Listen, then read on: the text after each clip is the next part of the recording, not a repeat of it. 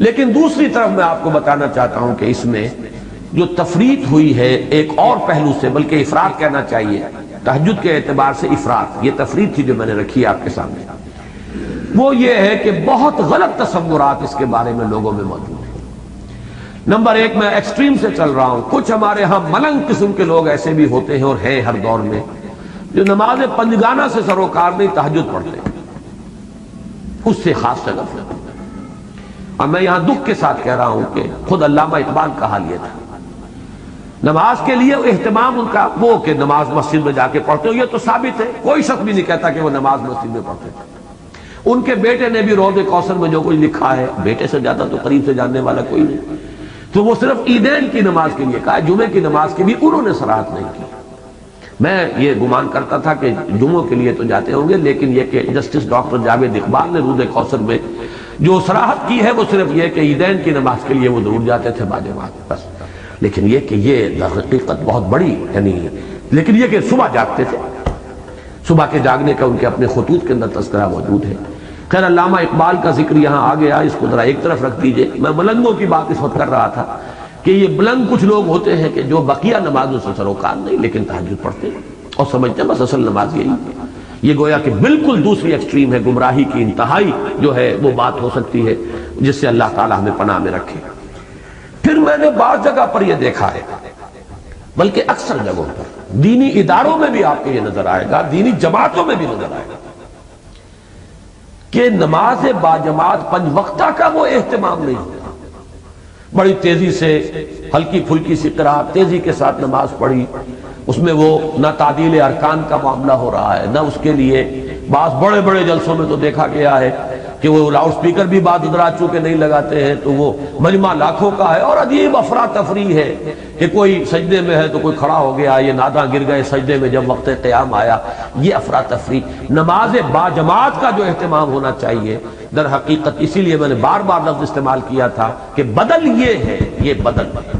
اور اس کی اہمیت، اس کا فلسفہ، اس کی جو بھی اس وقت ایمفیسس ہے ہمارے دین کے اندر، اس کے مقابلے میں تہجد کا کوئی مقام نہیں۔ زمین و آسمان کے فرق کے حوالے سے میں کہہ رہا ہوں کہ جتنا زور اس پر ہونا چاہیے، اقامت صلاۃ کا جتنی مرتبہ حکم آیا ہے، قیام اللیل کا تو ایک حکم تو یہاں آیا ہے، اور اس کے بعد جو ہے صرف تہجد کا ذکر سورہ بنی اسرائیل میں، وَمِنَ اللَّيْلِ فَتَہَجَّدْ بِهِ، باقی پورے قرآن مجید میں زور، تکرار، اعادہ، ایمفیسس، وہ تو در حقیقت اس نماز پنجگانہ، نماز باجماعت کا، تو اس کی طرف دھیان نہیں۔ لیکن یہ کہ وہ راتوں کو جاگنے کا معاملہ اور تہجد جو ہے اس کی طرف، وہ بھی پسندیدہ شے ہے جو بھی کر رہے ہیں، لیکن یہ کہ گر حفظ مراتب نہ کنی زندگی، ریشیو پروپورشن بگڑ جائے گی تو پورا مزاج بگڑ جائے گا، پورا اس کے پھر نتائج اور اثرات جو ہے وہ تبدیل ہو جائیں گے۔ وہ بات چھوٹی نہیں ہے، بہت بڑی ہے۔ پھر ایک تیسری بات کیا ہے جو تہجد کو اپنے اوپر لازم کر لیتے ہیں، التزام کرتے ہیں، وہ تہجد کی روح سے سرے سے ناواقف ہیں اکثر و بیشتر۔ وہ نماز کی تو 8 رکعتیں پڑھ لیں گے جلدی جلدی، 10-12 منٹ میں ختم، اور پھر بیٹھ کر وہ اپنا ضرب لگائیں گے، زور ذکر کریں گے، اشغال ہوگا۔ حالانکہ یہ تو نہیں ہے، تہجد تو وَمِنَ اللَّيْلِ فَتَہَجَّدْ بِهِ، اس قرآن کے ساتھ سارا زور بہی پر ہے جو نکل چکا ہے۔ جیسے میں نے کہا کہ وہ زور جو ہے سورہ مزمل کے آغاز میں، قُمِ اللَّيْلَ إِلَّا قَلِيلًا نِصْفَهُ أَوِ انقُصْ مِنْهُ قَلِيلًا أَوْ زِدْ عَلَيْهِ وَرَتِّلِ الْقُرْآنَ تَرْتِيلًا۔ یہ ترتیل قرآن تو تبھی ہوگی جب قرآن آپ یاد کریں، قرآن یاد نہیں ہوتا۔ لیکن یہ کہ جاگ گئے ہیں، جاگ کر جو جاگنے کی عادت پڑ گئی ہے، ایک خاص عمر کے بعد جو ہے وہ ایسا مشکل بھی نہیں رہتا، نیند کا وہ تقاضا نہیں رہتا انسان کے جسم کے اوپر جتنا کہ جوانی میں ہوتا۔ پھر یہ کہ وہ جاگ رہے ہیں، اور جاگ کر وہ ہے کہ نماز کا معاملہ جو ہے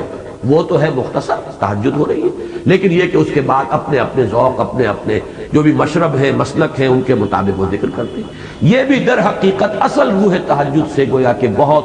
بعد رکھنے والی شے ہے، اس لیے کہ اس میں تو اصل ایمفیسس جو ہے قیام اللیل میں، وہ بھی ترتیل قرآن پر ہے، اور یہاں بھی وَمِنَ اللَّيْلِ فَتَہَجَّدْ بِهِ، اس لیے کہ آیت کو جوڑیے تو پہلے قرآن الفجر کا ذکر آیا، اقم الصلاۃ لدلوک الشمس الی غسق اللیل وقرآن الفجر ان قرآن الفجر کان مشہودا ومن اللیل فتہجد بہ نافلۃ لک عسیٰ ان یبعثک ربک مقاما محمودا۔